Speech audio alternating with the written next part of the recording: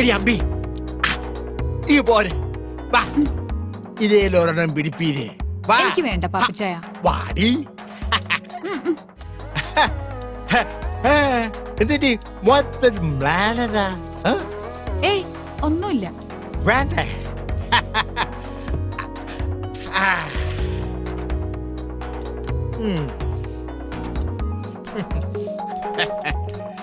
പാപ്പച്ചായൻ എന്നെ എന്നാ വിളിച്ചേ? അമ്പീന്ന് നിനക്ക് ഇഷ്ടായില്ലേ? എന്റെ ഭർത്താവ് എന്നെ അമ്പീന്നാ വിളിക്കുന്നേ. അതെന്നാടേ പെണ്ണെ, നിന്റെ വാർത്താവിന് മാത്രം ആ പേര് അങ്ങോട്ട് എഴുതി തന്നിരിക്കുകയായിരുന്നു. അരുത്, അദ്ദേഹത്തെ വെറുതെ വിട്ടേക്ക. അതും ഇതും എന്റെ സ്വകാര്യതയാ. അതൊക്കെ പോട്ടെ. നിന്റെ ഈ ഭർത്താവ് ഗൾഫിൽ പോയിട്ട് എത്ര ആളായി? 3 വർഷം. ശ്രീധരൻ ചേട്ടൻ നിർബന്ധിച്ചപ്പോ ഞാൻ തെറ്റി ശരി നോക്കിയില്ല. ഇത്രയും നാള് മനസ്സിൽ വെച്ചിരുന്നത് ശമിപ്പിക്കണം, അത്രേ ഉദ്ദേശിച്ചുള്ളൂ. അത് പിന്നെ 4 ദിവസം നിന്നേ പറ്റൂ, എല്ലാം ഭദ്രമായിരിക്കുമെന്ന് ശ്രീധരൻ ചേട്ടൻ എന്നോട് പറഞ്ഞപ്പോ ചില ദിവസങ്ങളിൽ മടുപ്പ് അനുഭവിക്കുമ്പോ എന്റെ കൂട്ടുകാരിയുടെ വീട്ടിൽ പോയി നിൽക്കാറുണ്ട്. അങ്ങനെ ഒരു കള്ള എന്റെ ഭർത്താവിന്റെ അമ്മയോട് പറഞ്ഞു.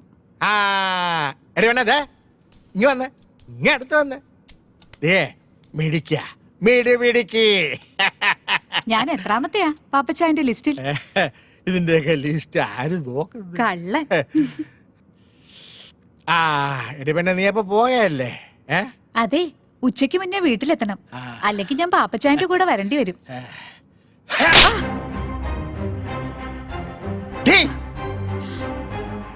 ഇനി ആരുടെയും കൂടെ പോകരുത്, പക്ഷേ ഞാൻ വിളിക്കുമ്പോ വന്നേക്കണം. പാപ്പച്ചായ അച്ചായ കുച്ചായ ഓടി. രാജേഷേ, ആ പാലാ പാപ്പച്ചന്റെ റൂമിലേക്ക് ഒരു ഫിഷ് കറി മീൽസ് വേഗം കൊടുത്തരെ.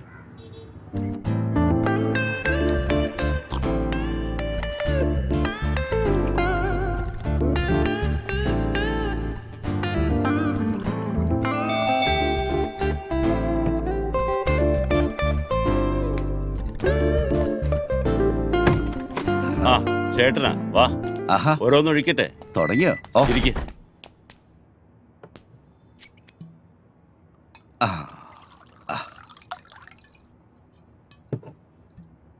ഞാൻ ശ്രീധരേട്ടനോടൊരു കാര്യം ചോദിച്ചോട്ടെ? പല പ്രാവശ്യം ചോദിക്കണമെന്ന് തോന്നിയിട്ടുള്ളതാ.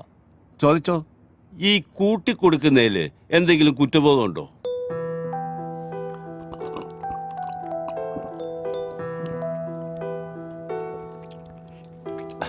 അല്ല, ഞാൻ ചോദിച്ചെന്നേ ഉള്ളൂ.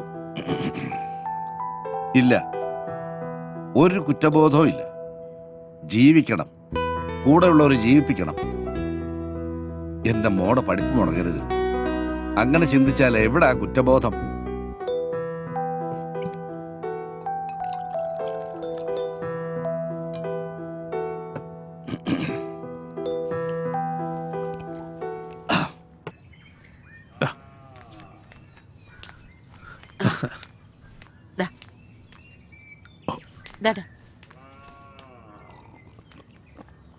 കല്യാണം എന്നൊക്കെ പറഞ്ഞ ഒരു സമയവാ, അത് അതിന്റെ സമയത്ത് നടക്കത്തുള്ളൂ അല്ലെ? കുറിപ്പ് എനിക്കിട്ടൊന്ന് താങ്ങിയതാണല്ലോ. എന്റെ പൊന്നു തമ്പുരാനെ, അങ്ങനെ കരുതല്ലേ. ജ്യോത്സ്യപ്രകാരം അങ്ങനെ ഒരു ചൊല്ലുണ്ടല്ലോ, അതുകൊണ്ട് പറഞ്ഞതാ. അത് പറഞ്ഞപ്പോഴാ ഓർത്തത്, നമുക്കൊരു ജ്യോത്സ്യനെ കാണണ്ടേ ഭദ്ര? അവനിങ്ങി വരട്ടെ ചേച്ചി, നമുക്ക് നോക്കാം. അല്ല, വിഷ്ണുകുഞ്ഞ് ബോംബെയിലെ കോൾഗേറ്റ് കമ്പനിയുടെ മാനേജർ അല്ലേ? അതിന് പറ്റിയ പെമ്പിള്ളാരെ ആരെങ്കിലും ആലോചിച്ചാ അവർക്ക് ഈ പട്ടിക്കാട് വല്ലതും ഇഷ്ടപ്പെടുവോ? എന്റെ തമ്പുരാനെ, ഈ ഇല്ലൊക്കെ അങ്ങോട്ട് വിറ്റിട്ട് വല്ല ടൗണിലും പോയി നല്ല വീടെടുത്ത് അങ്ങോട്ട് താമസിക്കും. എനിക്ക് ഇതൊക്കെ മതിയടോ. അയ്യോ, അവന്റെ കാര്യമല്ലേ, അവൻ വരട്ടെ, നോക്കാം. എന്നാ പിന്നെ ഞാനങ്ങോട്ട്. ശരി.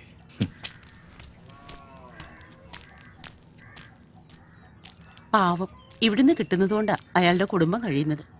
ചേച്ചി ഒന്നും കൊണ്ടും വിഷമിക്കണ്ട, അവൻ അറിയിക്കണതിലും കൂടുതൽ ഞാൻ കൊടുക്കുന്നുണ്ട്. അതല്ലേ അവൻ നോക്കിയും കണ്ടുമൊക്കെ ഇവിടെ നിൽക്കുന്നത്.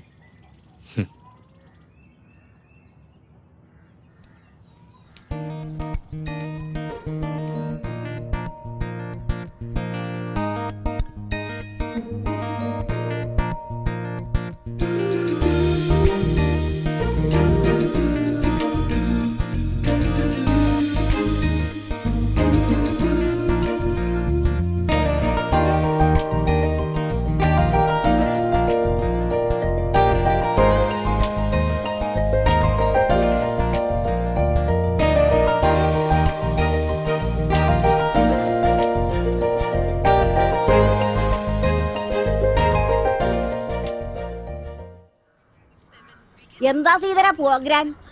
ഒരു ചെറിയ കേസ് കേട്ടുണ്ട്. ചെറുക്കനും പെണ്ണും സ്നേഹത്തിലാ. ആ. നമ്മൾ ഇടനില നിന്ന് സ്ത്രീധനം ഉറപ്പിച്ചു കൊടുത്താൽ മതി. പക്ഷെ ഇപ്പൊ സ്നേഹത്തിനൊന്നും വിലയില്ലല്ലോ. കാലത്തിന്റെ പോക്ക് അങ്ങനെയല്ലേ? അത് സത്യമാണാ പറഞ്ഞത്. ഈ ബീറോ വന്നതുകൊണ്ട് നിങ്ങൾക്കൊരടിയായല്ലേ? അങ്ങനെയും പറയാം. അറിയാവുന്ന തൊഴിലല്ലേ ചെയ്യാൻ പറ്റൂ. എടാ സീതര, ഉം.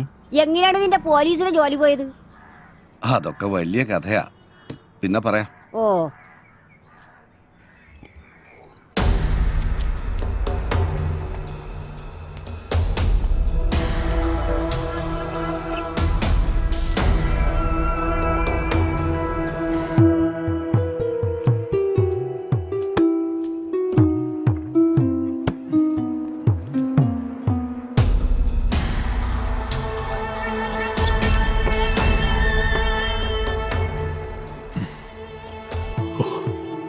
എന്റെ ഭഗവാനെ, ഈ ഇല്ലത്തിന് പുറകിലുള്ള ഈ നിലവറയും ഈ കടലുമാണ് എന്റെ ഐശ്വര്യം. കാത്തോളണേ. ഒന്നുമില്ലല്ലോ ഇത്. കാത്തോളണേ ഭഗവാനെ.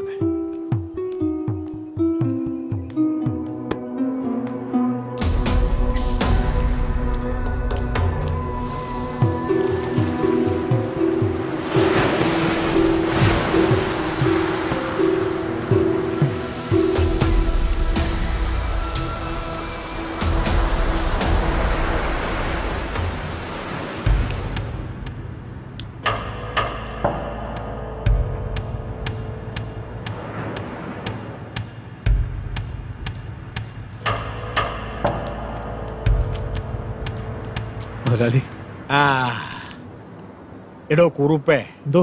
പുതുമന ഇല്ലാത്ത കാര്യസ്ഥനായതുകൊണ്ടാണ് ഇയാളെ ഞാൻ എൻ്റെ ബിസിനസ്സിൽ കൂടെ കൂട്ടിയത്.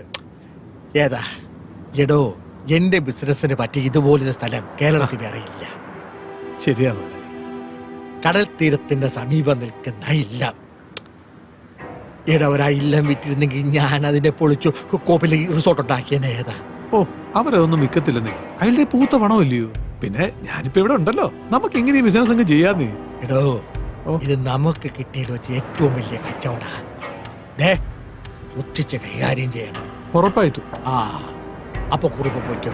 ഓ, ആയിക്കോട്ടെ മുതലാളി.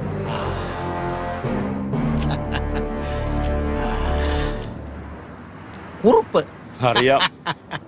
മുതലാളിക്ക് എന്നാ ഇവനുമായിട്ട് ഇടപാട്? അയ്യേ മാത്യു, മത്തങ്ങ തലയാ. എടാ മണ്ട, നീ എന്നെ പറ്റി എന്നാ കരുതിയേ? എടാ, ഞാൻ ഈ നാട്ടിൽ വരുന്നത് പെണ്ണ് പിടിക്കാൻ വേണ്ടി മാത്രമാണെന്നാ? മണ്ട, എടാ നമ്മുടെ മൂന്നാറിലെ എസ്റ്റേറ്റിന്നെ ഞാനേ ആ ബ്രൗൺ ഷുഗർ ഇങ്ങോട്ട് കൊണ്ടുവരും. അതെ, ഇപ്പൊ പോയില്ലേ കൃഷ്ണക്കുറുപ്പ്, അവന്റെ കയ്യിലോട്ട് അങ്ങോട്ട് കൊടുക്കും.